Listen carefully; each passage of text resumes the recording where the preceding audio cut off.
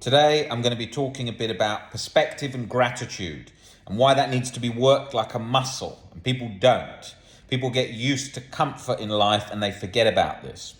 So, if I go back to a time in my life where I had an injury to my neck in the cervical spine, and I couldn't move my head more than about that to the left and that to the right, and I had to get out of bed each day by holding my hair because the weight of your head when you've got an injured neck feels very heavy. And I had chronic pain all day, and I couldn't do any exercise, and it went like that for many months. And it was pretty bad. Like, if you've ever had a really bad disc injury, and you've got like numbness and all kinds of things going on, it's not great. But in that moment, I learned to change my perspective of things. Gratitude that I didn't have a far more serious injury. I could have had that. I could have had burns all over my body from a car crash. I could have broken bones all over my body from a car crash. And then this wouldn't seem so bad.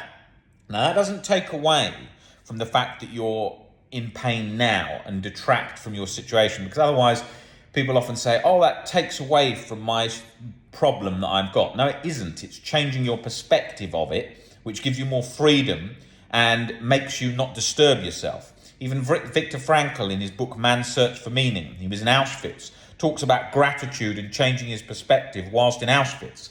And if you think of somebody who's like a childhood, someone who's about 7 years old, and they've got cancer and they're in hospital, if they had the opportunity, and say they were really high risk of being terminally ill, and you said you could live to 40 with no pain, no problems, no health problems, how would you feel about that? They'd be over the moon, because 140 feels ages when you're a kid, and that's a lot of time also to do many of the things they want to experience in life. If you said to someone who's 37, around the age of me, and said, oh, you're going to be dead in 3 years from a disease, if you didn't have any rational tools at all, and even with them, you'd feel at first very scared, angry, all these kinds of things before getting to a position of acceptance.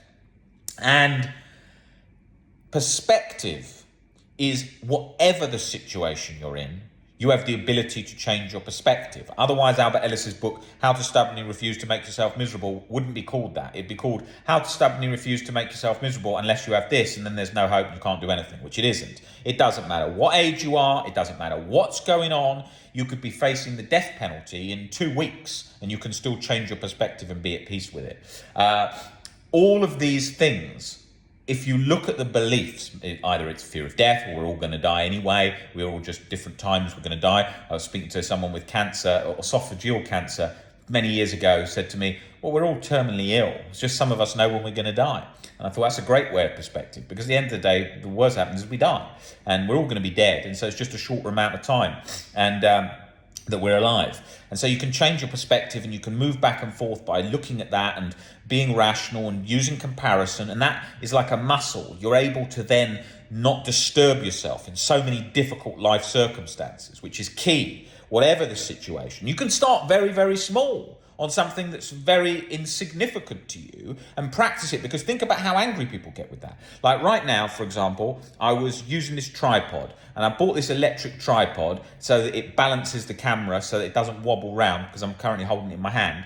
And the thing had run out of battery, and I was putting a lead in it and it didn't reach. You know, the kind of things, the technical things day to day that really annoy us in that moment. And I thought, fucking hell, this thing's pissing me off. I want to do this video, and now this thing is annoying me, and so on. And you feel it building, even in a few seconds, something so insignificant.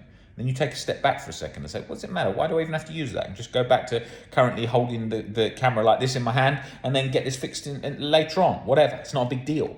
But other people don't think like that. And I haven't thought like that at times in my life, where you think, oh, fucking, you get angry, and then you get angry about being angry, and then you think of all the other things that have made you angry in the day, and then it compounds and compounds and compounds, okay? Now, that is key to remember, because if you think something like a number of people who are in jail over anger, it's probably a very high percentage, because understanding anger, people aren't given any skills in life in that in school. And so when you actually look at the beliefs, people mustn't treat me like this, the world must not treat me like this is so unfair, all these kinds of things, these strong, irrational, universal, godlike beliefs that we believe, which are sort of like, not godlike, but universal laws, which are like things like this, almost like this is forbidden to happen, or this must not, and we just get so angry because we believe we're being unfairly treated, or this is too much. much. That's another one. This is too much. I can't handle this. Or I shouldn't have to deal with this. All that sort of unfairness crap that we tell ourselves, you know. I shouldn't have to deal with this after a long day. Some petty, stupid thing. And I mean, if you ever want to test frustration tolerance, just ring up, and I've often said this on these videos, ring up something like a phone company or internet service provider. I mean, they're the bloody worst. You speak, you're stressed out, and you pick it up, and the guy's got no idea of what he's talking about, and then you also don't really know what you're talking about, and then you just need it fixed, and then you're getting passed off to one person, the next person, and the next person, when the person speaking to you finds it a bit difficult, so then they pass you off, and then you just get so annoyed, right? And those are ones. Parking fines is another. And I remember with all those things and with rational thinking, and I remember doing that years ago with rational thinking in relation to parking fines, where I thought to myself, do you know what? You're going to get a certain number of parking fines living in London a year, and just in your head, think of how much that's going to cost, the number of parking fines that the average person gets in a year living in London, and just expect that as a bill each year that you're going to get. So when you get it, just expect, oh, that was going to happen because that's a sort of thing that's going to happen each year, right? And then you don't feel so angry, because otherwise what you're doing is, oh, I'm so stupid. Why did I let that happen? Oh, this is so unfair. Why is he doing this? And then it builds and builds and ruins your day. Whereas if you instead expect it, right, and you expect that, then it doesn't happen. The same as if I pick up the phone to one of those sort of internet service provider companies and I think, okay, this is going to be a terrible service. This is going to be someone who really doesn't know what they're doing, and they're going to ask you loads of security questions that you can't even bloody remember, and then they're probably going to shut the whole call off when you get one wrong that you're not going to remember anyway. So just expect this, and then you don't have the anger at the level that you once did, because you start looking at it differently, and that's key. You know, it's like so much anger is people thinking like, I've got to just get my point across. Who gives a damn about getting your point across? What are you trying to get your point across to? You know, is it arguments with relationships? I always think like, why do I need to be right here? Would it just make things more peaceful if I just said, it doesn't matter, whatever, maybe I'm a mistake, whatever, and things just flow along? Yes, it would. And does it really matter? No, it doesn't. And so then you get rid of so many problems in life, because at the end of the day, we don't want to be angry. Angry is tiring. It's like you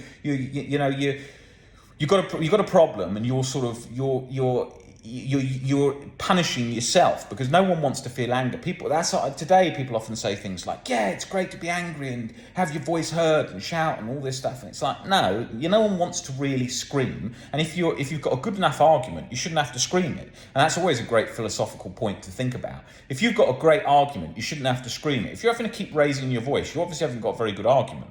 And if you're arguing with somebody that is not listening to your argument, and then you're being stupid for continuing the argument. You know, it's like the famous quote that says something like, if you argue, I can't remember exactly, but like if you're having a rational conversation with someone who's not willing to listen to reason, it's like administering medicine to the dead.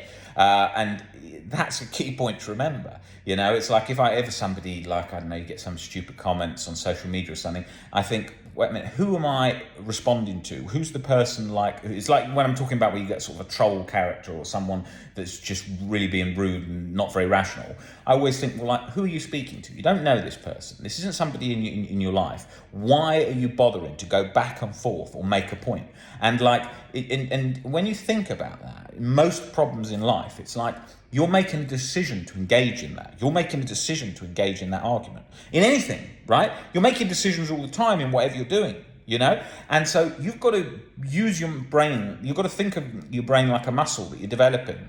So you're moving away from whining and complaining and all these kinds of things, these habits that we get into that get us nowhere, and moving towards succeeding and overcoming obstacles and not complaining and not whining, all this stuff. And then you just move so quickly in life because you're able to direct things around all those problems. Like, just think of some people's lives where a tiny problem takes their whole day. Maybe they're at the supermarket and they're putting a coin in the machine and it's broken, and then they come home and they relay the story. Oh, it was broken and I couldn't get the shopping trolley out and all this stuff, and then that's now being relayed, and then they're telling someone else, and then, oh, I had another thing, and then the whole day's become that one thing.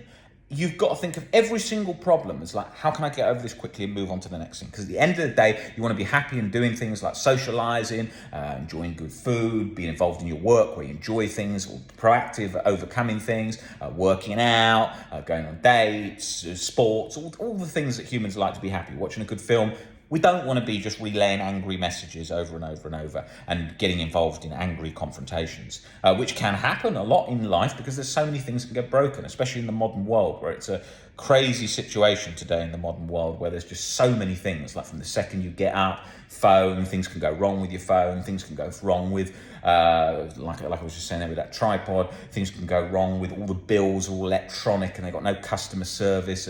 You know, I wonder how some places run when they've got like no customer service you can contact. You've got everything in your house now, in your car is electrical. People don't socialise as much, everything's on phones. There's so many things that can go wrong with technology, and it gets you angry very quickly, right? Especially when you've got anxiety as well and you're going through OCD.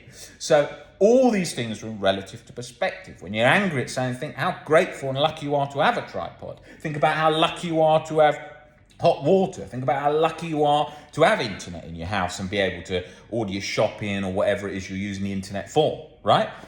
Think of that. And really think, it's so long ago in the past that people didn't have that, the same as people didn't have any treatment for OCD at all. And when you think of gratitude and you change your perspectives and you work on it like a muscle, as well as the gratitude over and over, and not compulsively, bit by bit by bit, life will change. There is hope, and you can make huge change to your life and how you're living. It's all in the power of your beliefs and perspectives. And with practice, persistence, and time, you will get there and your life will change. So I wanted to come on here and talk a bit about that because it's a very important message, a key part of the OCD and anxiety recovery journey.